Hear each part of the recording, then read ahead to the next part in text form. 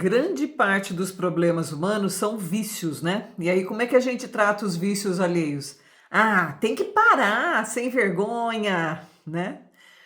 E aí, quando eu falo, gente, é preciso entender a graça, né? Porque nós humanos cobramos mais de outro ser humano do que o próprio Deus, né? Então, o que que é a graça? É a gente entender que se a gente cobrar na medida do que nós vemos das pessoas, elas não vão suportar a culpa, né? E por que que nós cobramos tanto do outro? Porque nós não entendemos os contextos e porque nós queremos também nos livrar da culpa de olhar para os nossos próprios vícios, porque todos nós temos um.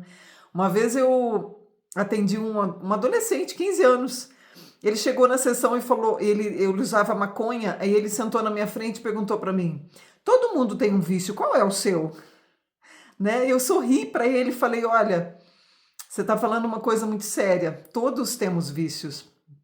E eu, como sua terapeuta, não vou fingir para você que eu sou a santa, né? Eu estou aqui para conversar com você, te dar apoio." E é interessante, né, a questão dele. Ou seja, ele me confrontou no sentido de que você não é melhor do que eu, né? Ele está certíssimo, né? E quanto mais eu desenvolvo na minha vida espiritual, mais eu entendo que a questão terapêutica é uma questão muito séria, né? Porque nós confiamos demais que os terapeutas estão muito para lá de evoluídos e é alguma coisa para questionar mesmo, né? O terapeuta ele precisa ter a humildade, então, de reconhecer perante o outro que ele está no mesmo caminho, ele só é um irmão mais velho, né? Porque estamos todos no mesmo caminho, essa que é a verdade. Mas voltando à questão do vício, qual que é a verdade, qual que é a definição de vício? É alguma coisa que eu não consigo parar mesmo que eu queira.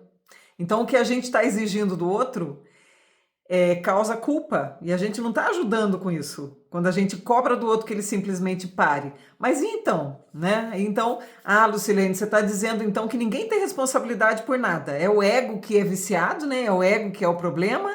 A pessoa está abduzida pelo ego, a pessoa não tem responsabilidade. Então, a pessoa não deve se responsabilizar por uma coisa que é inconsciente. Porém, ela precisa se responsabilizar pelo processo de consciência. Se está inconsciente, é a inteligência espiritual que vai dar a ela a consciência, ela vai ter que trabalhar o cérebro dela. Mas para trabalhar o cérebro, que é o hardware, ela vai ter que trabalhar o software, que é a mente, né?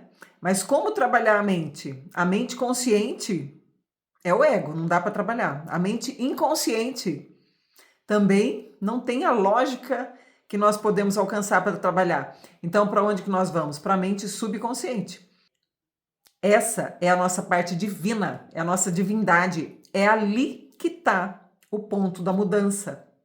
Né? A maioria das terapias só trabalha o inconsciente e o consciente, mas aquilo que realmente faz a transformação e a mudança, que é o subconsciente, a maioria das terapias não lida, somente a questão espiritual lida, né? Muitos terapeutas, até inconscientemente, até sem saber, acabam lidando com questões espirituais e aí dá certo. Mas quando isso não acontece, não adianta tentar. Vai rodando que nem um cachorro correndo atrás do rabo e a terapia não vai para lugar nenhum, né? É aquela terapia que depois de um tempo a pessoa percebe, puxa, eu tô correndo em círculos, tô andando em círculos. Então, a grande questão é que não adianta a gente cair exigindo dos outros uma perfeição que nem nós temos. Nós cobramos do outro e julgamos, sabe por quê? Para fugir da nossa própria dor, de que nós também temos vícios e questões mal resolvidas que estão ali, ó, pairando na nossa vida. Então, a grande questão é que a nossa humanidade é o trampolim para a nossa divindade. A gente precisa entender a nossa humanidade sem culpas, porque ela está ali inconscientemente. Tem muita coisa que a gente tenta fazer diferente, ainda não consegue, porque a gente está viciado, ou seja, a gente ainda não consegue fazer a mudança, mesmo que queira, e isso não é para nos causar dor né, ou para nos causar culpa excessiva, e nós vamos criando aqui, nesse canal, o nosso território onde ser humano é aceito. Porque o que que acontece que a gente não é curado? A gente não pode falar para as pessoas da nossa dor real, porque as pessoas não vão entender. O mundo da Matrix não foi criado para encarar a dor real. O ego, o ego, ele tem que mediar entre os nossos desejos e o freio que a sociedade coloca para os nossos desejos. Então o ego ele tem que dar conta da realidade. Porém, a realidade é dura, a realidade é cruel, a realidade é que nós estamos vivendo dores muito maiores do que nós estamos querendo admitir e que nós não podemos admitir perante a sociedade, porque embora todo mundo tenha essa dor, todo mundo finge que não tem, e é por isso que está todo mundo tentando fazer cirurgia plástica, emagrecer, ter dinheiro, fugir do lado de dentro, porque ele acha que é só dor do lado de dentro, porque ele ainda não entendeu que o lado de dentro, onde ele pensa que fica só a dor, é o lado em que fica todo o potencial dele. Se ele não encarar a dor, ele não vai encarar o potencial também. E aí ele vai ficar nesse mundinho, né?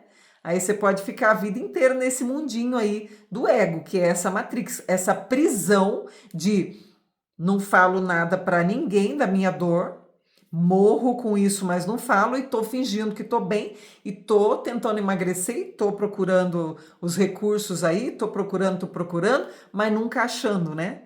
A questão do ego é justamente essa, né? É procurar para nunca achar. Esse é o grande engano da Matrix. Então vamos cair na realidade? Quem aí que já tem coragem de cair na realidade aqui junto comigo?